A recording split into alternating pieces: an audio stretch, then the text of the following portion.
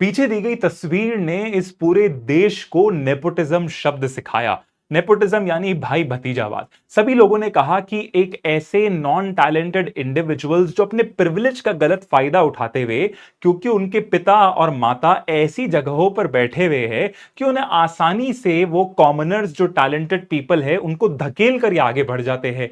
लेकिन समस्या यहां पे बॉलीवुड में नेपोटिज्म की नहीं है, समस्या है कि इंडियन जुडिशरी के अंदर नेपोटिज्म अब देखा जा रहा है, जो बड़े ही गंभीर विषय है। इंडियन जुडिशरी जो न्याय का मंदिर है, जहां हर कोई गरीब इंसान न्याय की गुहार लगाने जाता है, अगर उसे वहीं पर बायस मिलता है तो किस प्रकार का न्याय? अगर न्याय मूर्ति ही भाई भतीजावाद करेगा, अगर न्याय मूर्ति ही अपने लोगों को ही तरजीह देंगे जजेस बनने में, लॉयर्स बनने के अंदर, तो इस प्रकार से कहां इक्वालिटी रहेगी? तो आप उस संस्थान पर बैठकर इक्वालिटी का पाठ तो नहीं पढ़ा सकते। और यहां पर द प्रिंट नाम की इन्वेस्टिगेटिव साइट ने एक बहुत इंपॉर्टेंट पीस पब्लिश करा है, जो डेटा कहता है कि 30% जो सुप्रीम कोर्ट के टोटल जजेस है, उनके किसी ना किसी से फैमिली के अंदर, क्लोज पेरेंट्स में, ग्रैंड पेरेंट्स के अंदर कोई ना कोई लॉयर था। और अगले जो 30% है, उनमें से कई उनके परिवार वाले जजेस थे। मतलब 60% ऐसे लोग जिनके कनेक्शंस प्री एग्जिस्टिंग थे, जो बहुत आसान करियर बना देता है इनका, और क्वेश्चन भी खड़ा करता है। कहीं बायसनेस के चक्कर में तो सिलेक्शन नहीं हुआ, कहीं अपने अंकल्स या अपनी आंटीज की मदद से तो वो इतनी ऊंचाइयों पर नहीं पहुंचे। इसी के अंदर सीनियर एडवोकेट इंदिरा जयसिंह जी साफ कहते कि कोई बड़ी सरप्राइज वाली कोई बात नहीं है, क्योंकि प्रिविलेज ही प्रिविलेज को बढ़ावा देता है। एक अमीर इंसान का बेटा अमीर इंसान बनता है, ये एक सो कॉल्ड डायनेस्टी बना देते हैं, एक सक्सेशन बनाते हैं। और इसके अंदर सक्सेशन, सबसे बड़ी बात, जुडिशरी के अंदर हो रहा है, क्योंकि कहती है कि जो जुडिशरी है वो कोई धंधा नहीं है, कोई बिजनेस एंटरप्राइज नहीं है कि टाटाज और रिलायंस है, ये तो पब्लिक सर्विस है। इतनी इंपॉर्टेंट जगह आप बैठे हो जहां पर इंसान का पूरा करियर चेंज हो सकता है, बिकॉज जस्टिस एक ऐसी चीज है जो हर इंसान को चाहिए होती है। हर इंसान को एक सेंस ऑफ बिलोंगिंग चाहिए होता है कि मेरे साथ न्याय हुआ है, अन्याय नहीं होगा, ये उम्मीद से लोग यहां पर आते हैं। लेकिन अगर जजेस ही उस नियम का पालन नहीं करते, जहां पर खुद वो इनइक्वालिटी फैला रहे हैं बिकॉज अपने परिवार के लोगों को प्रमोट करके, तो यहां पर बहुत बड़ा सवाल उठता है पूरे के पूरे इंडियन जुडिशरी के ऊपर। साथ ही के अंदर एक इंपॉर्टेंट डायग्राम दे रखा है स्टैटिस्टिक्स के तौर पे, जो बताता है कि कितना ज्यादा डीपली इंटरकनेक्टेड है। एग्जाम्पल के तौर पे सुप्रीम कोर्ट के जज मनोज मिश्रा जी के बारे में पढ़ते हैं। उनके जो दादा थे और जो उनके पिताजी थे, दोनों के दोनों इंपॉर्टेंट लॉयर्स थे इलाहाबाद हाई कोर्ट के अंदर। जो भाई है उनके अपुल मिश्रा, वो भी वकील है। जस्टिस मिश्रा की वाइफ है, वो भी किसी टॉप लॉयर, अब जज बन चुके हैं, वो राजीव लोचन शुक्ला जी से जुड़े हुए हैं। मिश्रा जी के जो दो बेटे हैं, रघुवंश और देवांश, वो दोनों के दोनों एडवोकेट है, प्रैक्टिसिंग। तो दिखाता है कि पूरी फैमिली के अंदर सिर्फ एक ही जो लेगेसी है, क्या ये सच में टैलेंट पर बनी हुई है या फिर प्रिविलेज पे है? कुर्सी की विरासत तो नहीं है, सवाल यही है। और कुछ डरावने स्टैटिस्टिक्स सामने आते हैं बिकॉज अंदर के लोग ही इसके बारे में आवाज उठाते हैं। जैसे कि सीनियर एडवोकेट वृंदा ग्रोवर कहती है कि फाइंडिंग्स है, ये पूरी तरीके से कंफर्म करती है कि जो जो जुडिशियल अपॉइंटमेंट्स होते हैं कोलेजियम द्वारा जजेस को सेलेक्ट करने के प्रोसेस के अंदर, उनके अंदर एक बहुत लिमिटेड स्मॉल पूल होता है कैंडिडेट्स का, क्योंकि मेरिट नहीं देखा जाता, देखे जाते हैं कि कौन मेरा है, कौन अपने लोगों में से हम लोग चुनेंगे। इसी के अंदर भाई भतीजावाद नेपोटिज्म का बढ़ावा देता है, और वही पुराने लोग, एलीट्स, वापस सिस्टम के अंदर ही एंटर होते रहते हैं, जहां टैलेंटेड इंडिविजुअल्स बाहर रह जाते हैं। इसी के अलावा जो कोलेजियम सिस्टम है, उसको लेकर कई सारी दिक्कतें का सामना है। एक तो यही बात है कि कोलेजियम सिस्टम बनता ही है लाइक्स और डिसलाइक पे, ईगो पे, कि इसने मेरे इंसान को मना करा, अब मैं इसके इंसान को मना करूंगा। अगर तुम्हें तुम्हारे इंसान अपने अंदर चाहिए तो मेरे भी दो इंसान को लो। तो एक क्विड प्रो को लगातार चलता रहता है, जो काफी ज्यादा चिंता की बात है। इसी के अलावा ये स्टैटिस्टिक्स है कि कितने ज्यादा सुप्रीम कोर्ट के जजेस हैं जिनके लॉयर पेरेंट्स हैं, और कितने ज्यादा सुप्रीम कोर्ट के जजेस हैं जिनके पिताजी या माताजी फॉर्मर जजेस रह चुकी है। तो ये कैसा क्लोज सिस्टम है, ये पता लग रहा है। इसमें सिर्फ बैकग्राउंड के अंदर सिर्फ 4 जजेस हैं जिनका कोई भी लीगल कनेक्शन नहीं है। तो ये संदेश साफ है कि बहुत ही क्लोज्ड पूल कम्युनिटी है, एक टाइटली निटेड कम्युनिटी जो यहां पर काफी ज्यादा डेंजरस चीज कर रही है। और देखिए 60% से ज्यादा जो सुप्रीम कोर्ट के जजेस है, उनके जो बेटे हैं उन्होंने लॉ पढ़ रखा है, और उनमें से कई सारे तो प्रैक्टिसिंग एडवोकेट है, कहीं तो दिल्ली के अंदर ही प्रैक्टिस कर रहे हैं। तो फिर क्या गड़बड़ है सर? इसके अंदर तो कोई भी परसू कर सकता है। गड़बड़ इस बात की है कि जिस कोर्ट के अंदर तुम्हारे पिताजी या माताजी जज बनकर बैठे हैं, तुम सेम कोर्ट के अंदर प्रैक्टिस कर रहे हो, तो क्या डिसीजन इन्फ्लुएंस नहीं होंगे? क्या तुम्हें फायदा नहीं मिलेगा? क्या तुम्हें फेवर नहीं मिलेगा? आंसर है बिल्कुल मिलेगा। बात है बायस की, बात है कॉन्फ्लिक्ट ऑफ इंटरेस्ट की। और इसका एग्जांपल हमें मिलता है आपके राजस्थान से, जहां सुप्रीम कोर्ट जज प्रशांत कुमार मिश्रा के जो बेटे हैं पद्मेश, उन्हें एडिशनल एडवोकेट जनरल बना दिया जाता है राजस्थान का। कोई बड़ी बात नहीं है, लेकिन यहां पर राजस्थान सरकार जो 10 साल की रिक्वायरमेंट होती है उसको हटा देती है एक स्पेशल बिल लाकर। साफ था हमारे आदमी को बनाया जा रहा है। हाई कोर्ट्स के अंदर भी यही समस्या देखी गई है। स्टैटिस्टिक्स फिर चौंकाने वाले हैं, क्योंकि जो थर्ड एक तीन में से एक जो सिटिंग हाई कोर्ट के जज है, उनके बेसिकली या तो फैमिली मेंबर्स में कोई लॉयर है या फॉर्मर जज रह चुके। इससे पता लगता है कि अंकल जज सिंड्रोम कितना ज्यादा पूरे देश के अंदर फैल चुका है। और जो 687 हाईकोर्ट जजेस का जो प्रिंट ने पूरा डेटा निकाला था, उसमें 32% ऐसे लोग थे जिनके जुडिशरी से पहले से कनेक्शंस थे बिकॉज ऑफ देयर पेरेंट्स या बिकॉज ऑफ देयर अंकल्स जो यहां पर जजेस थे। लेकिन इंडिविजुअली अगर आप हाईकोर्ट्स का देखते हो तो कई जगह हालत तो और भी खराब है, जैसे कि पंजाब और हरियाणा हाईकोर्ट के अंदर 39% है यहां पे सिटिंग जजेस या तो फॉर्मर जजेस से रिलेटेड है या फिर लॉयर्स रह चुके, उनके पेरेंट्स या उनके कोई रिश्तेदार रह चुके। केरला हाईकोर्ट में तो 48% तक चले जाता है।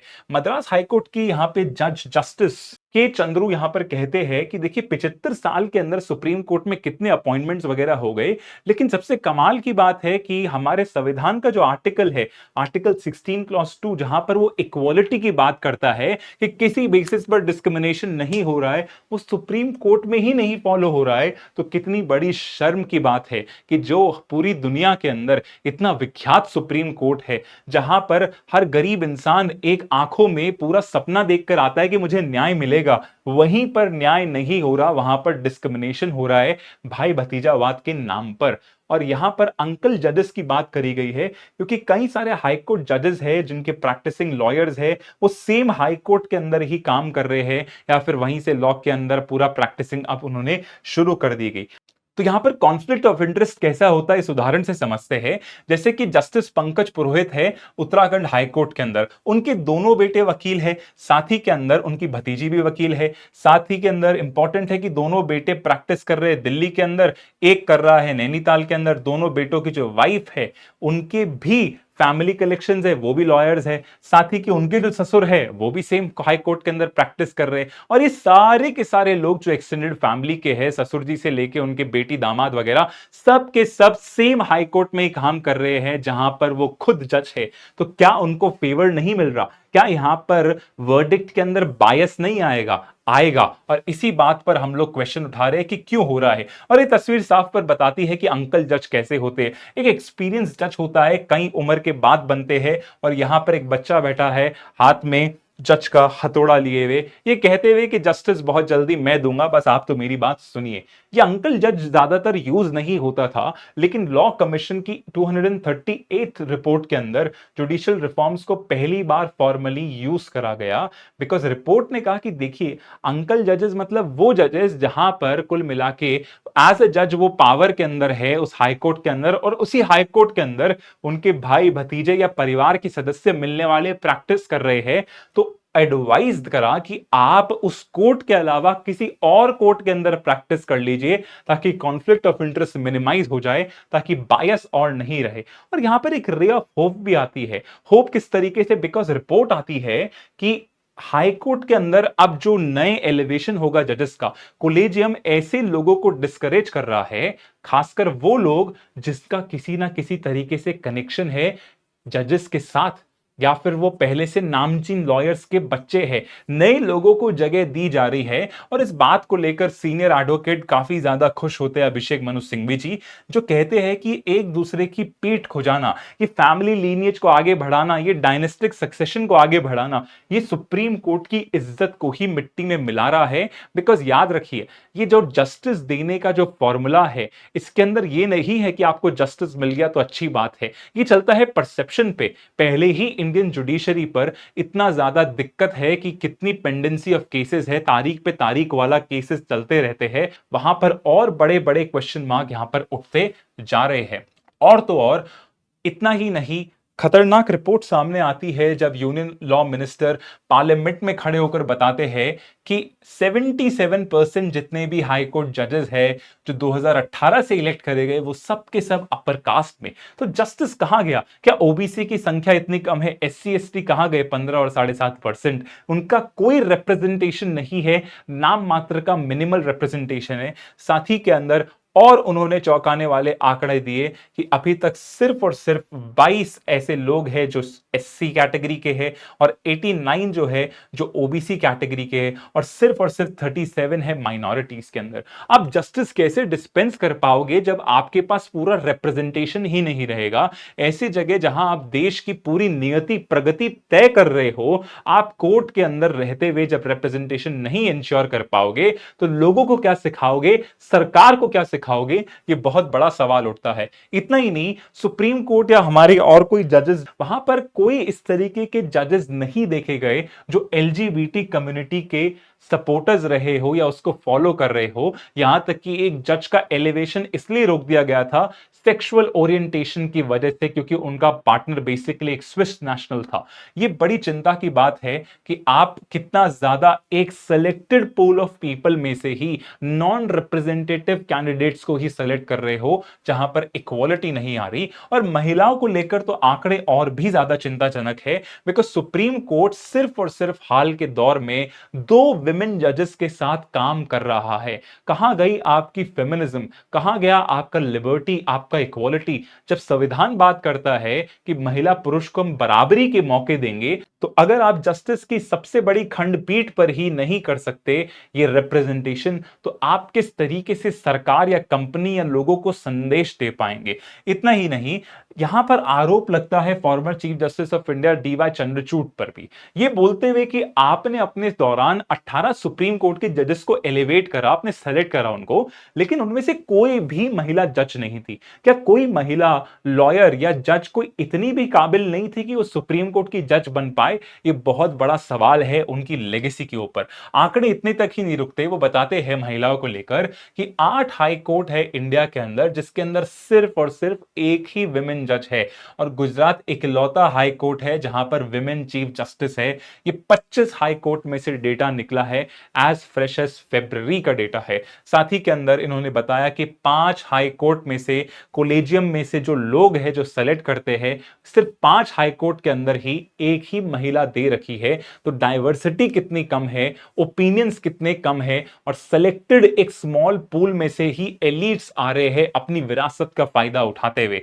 इसी के अलावा 608 लॉयर्स जो पूरे के पूरे 2018 के अंदर एलिवेट होते हैं और जजेस बनाए जाते हैं, उनमें से सिर्फ 17% यानी 108 ही महिलाएं थी। ये सोचिए, लोअर लेवल पर भी इतनी ज्यादा दिक्कतें आ रही है महिलाओं को। सवाल यही उठता है कि इंडियन जुडिशरी, जिसका काम है जस्टिस डिस्पेंस करना, लोगों को न्याय दिलवाना, जब वो खुद ही इस तरह के कदम ले रही है, तो उसकी रेपुटेशन दिन भर दिन डाउन जा रही है। लोगों के अंदर पहले ही बढ़ता हुआ असंतोष और अब अविश्वास एक बहुत बड़े खतरे पैदा कर रहा है। यहां पर सुप्रीम कोर्ट को खुद को आगे आना पड़ेगा और ऐसे सख्त कदम लेने पड़ेंगे जिससे टैलेंटेड इंडिविजुअल्स को मौका मिले, और ये जो विरासत के बेसिस पर, नेपोटिज्म के बेसिस पर जो लोग इस पोजीशंस का दुरुपयोग करते हैं, उन पर पूरी तरीके से रोक लगानी पड़ेगी। तभी हम कह सकते हैं कि असल के अंदर न्याय हो रहा है। न्याय तब तक नहीं होगा तब तक डाइवर्सिटी नहीं आएगी। इसलिए जरूरी है कि डाइवर्स सेक्शंस को सुप्रीम कोर्ट शामिल करे और ऐसे नेपोटिज्म वाले जो चीजें हो रखी है उसे पूरी तरीके से समाप्त करा जाए।